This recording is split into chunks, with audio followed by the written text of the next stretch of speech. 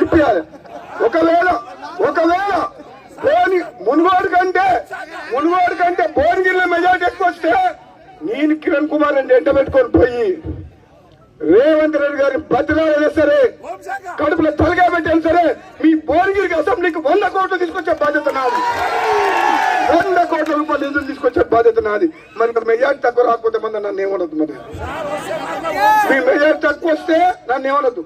ఇవాళ నుంచి 15 రోజులు బీబీ నగర్ లో ఉన్న ప్రతి కార్యకర్తకు, ప్రతి నాయకుని చెప్తున్నా, రేపు రాబోయే రోజుల్లో ఈ కాంగ్రెస్ పార్టీ అధికారం ఉంటది కాబట్టి స్థానిక సంస్థల ఎన్నికల్లో కూడా మీ అందరినీ గెలిపించుకునే బాధ్యత మా మీద ఉంది. కాబట్టి తప్పకుండా మా పార్లమెంట్ అభ్యర్థి చామల కిరణ్ కుమార్ రెడ్డి గారిని పెద్ద మెజార్టీతో గెలిపారని కూడా కోరుకుంటూ సెలవు తీసుకుంటున్నాను.